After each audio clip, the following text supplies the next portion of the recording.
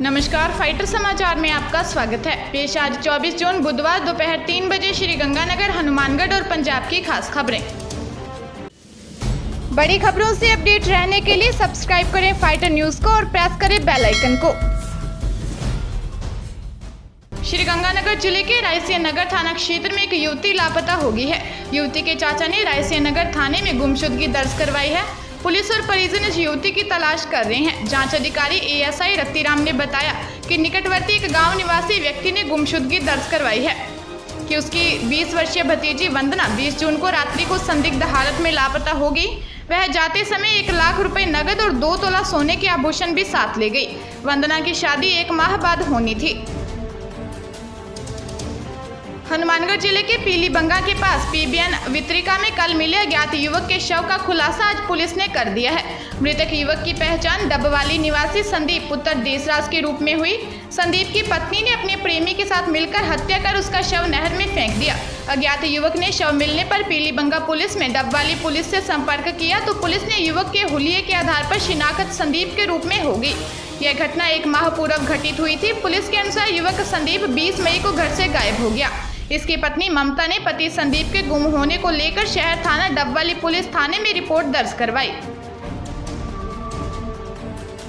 हनुमानगढ़ जिला मुख्यालय पर एक कार नहर में गिर गई। हनुमानगढ़ टाउन पुलिस मौके पर पहुंच गई। कुछ ही देर में कार चालक के परिजन भी मौके पर पहुंच गए। पुलिस गोताखोरों की मदद से कार व उसके चालक का नहर में तलाश आरंभ कर दी है। एसआई नवदीप सिंह ने बताया कि इंदिरा गांधी नहर में आज सुबह एक कार गिर गई। इस कार में सुरेंद्र नामक युवक था जो कि खुद ही कार चला रहा था। वह भादरा के नजदीक मोटसरा गांव का बताया जा रहा है। उन्होंने बताया कि नहर पर कार के टायरों के निशान भी मिले हैं। श्री गंगानगर में स्कूल खुल गए हैं। राज्य सरकार के आदेशानुसार लॉकडाउन के बाद बुधवार को स्कूल आज खुल गए। हालांकि शैक्षिक कैलेंडर जारी नहीं किया जा सका है। मिली जानकारी के अनुसार राज्य सरकार के आदेशों के उपरांत आज स्कूलों में अवकाश समाप्त हो गया। कोरोना वायरस ने जैसे ही भारत में दस्तक दी थी, राज्य सरकार ने लॉकडाउन की घोषणा कर दी थी। सरकार की इस घोषणा के उपरांत आज 3 माह बाद अवकाश समाप्त हुआ। स्कूलों में अध्यापक पहुंच गए हैं। श्री गंगानगर में अप्रैल, मई व जून माह के लिए यह खाद्य सामग्री उचित मूल्य दुकानों से वितरित की जा रही है। जिला रसद अधिकारी राकेश सोनी से प्राप्त जानकारी के अनुसार उचित मूल्य दुकानों से जिन भी उपभोक्ताओं ने उचित मूल्य दुकानों से अप्रैल, मई अथवा जून माह की दाल प्राप्त नहीं की है, वे प्राप्त कर सकते हैं। उनका कहना है कि सभी उचित मूल्य दुकानों पर पर्याप्त मात्रा में दाल उपलब्ध है। श्री गंगानगर रेलवे स्टेशन से आगामी 1 जुलाई से अनलॉक 2.0 में स्पेशल रेलगाड़ियों का संचालन आरंभ हो सकता है। यह भी जानकारी मिली है कि श्री गंगानगर से मुंबई के लिए तो रेलगाड़ी को हरी झंडी मिल सकती है, किंतु दिल्ली के लिए अभी रेलगाड़ी नहीं चलाई जाएगी। इसका कारण यह भी माना जा रहा है कि दिल्ली में अभी कोरोना वायरस के मामले सर्वाधिक सामने आ रहे हैं। श्री गंगानगर कोटा व श्री गंगानगर झालावाड़ को 2 स्पेशल रेलगाड़ियों के रूप में चलाया जा सकता है।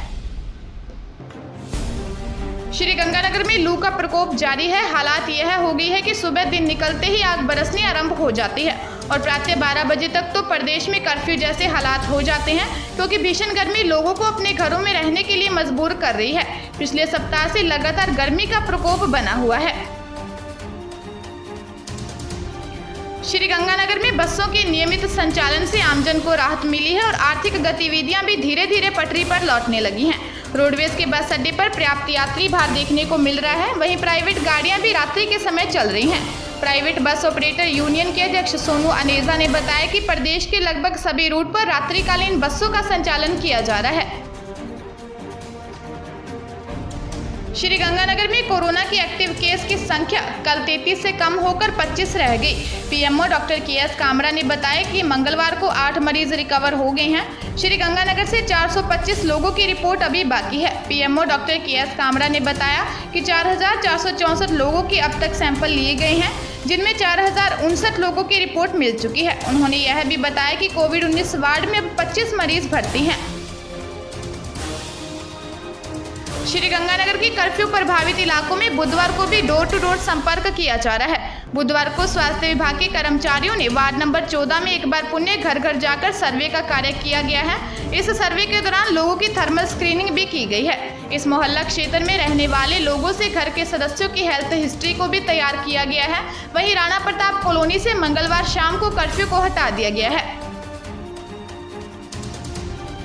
पंजाब के लुधियाना थाना बस्ती जादेवाल पुलिस ने मेहरबान के गांव सीड़ा में कब्रिस्तान से एक महिला का शव कब्र से बाहर निकलवाकर उसे पोस्टमार्टम के लिए सिविल अस्पताल भेज दिया है। नाजो खातून नामक इस 37 वर्षीय महिला की उसके पति मोहम्मद महफूज आलम ने अपने जीजा रफीक के साथ मिलकर उसकी हत्या कर दी और आनंद फानन में शव को यहां लाकर दफना दिया था। पुलिस ने बताया कि हत्यारोपियों को हथकड़ियां लगाकर कब्रिस्तान पहुंचे और उनकी निशानदेही पर शव को कब्र से बाहर निकाला गया।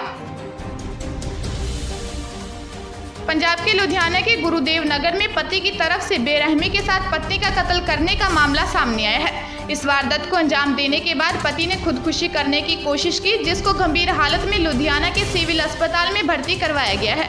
पुलिस ने बताया कि गुरुदेव नगर में रहते मुकेश नाम के व्यक्ति ने अपनी पत्नी का तेजधार हथियारों से सिर काटकर धड़ से अलग कर दिया और फिर खुद भी कोई जहरीली वस्तु खाकर खुदकुशी की कोशिश की।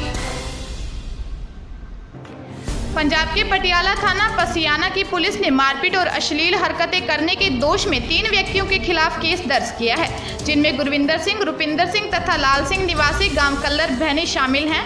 एक महिला ने पुलिस को शिकायत दर्ज करवाई कि गुरविंदर सिंह ने जब वह अपने बच्चों को दूध पिला रही थी तो उसकी अश्लील तस्वीरें खींच ली और अक्सर ही उसे तंग परेशान करता रहता है।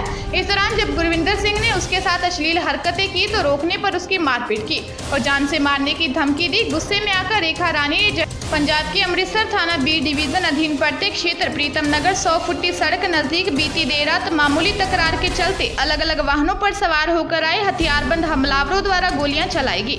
इस फायरिंग के दौरान बेशक किसी भी व्यक्ति के घायल होने की कोई खबर नहीं, परंतु गोलियां लगने के साथ एक घर के शीशे चकनाचूर हो गए। घटना की सूचना मिलते ही थाना बी डिवीजन की पुलिस मौके पर पहुंच गई। पुलिस ने बताया कि यूथ डेवलपमेंट बोर्ड के मेंबर जसविंदर सिंह धुन्ना के लड़के की कोट आत्मराम निवासी जसतेज सिंह के साथ मामूली तकरार हो गई थी, जिसके बाद से जसतेज सिंह और उसके 10 से 15 अन्य साथियों द्वारा जसविंदर सिंह धुन्ना के घर के बाहर गोलियां चलाई गई, जो पास के घर के शीशे में लगने से शीशे चकनाचूर हो गए। ताजा तरीन खबरों के लिए फाइटर न्यूज को सब्सक्राइब करें और बेल आइकन को प्रेस करें ताकि नई न्यूज अपडेट होते ही आपके फोन की घंटी बज जाए। Once again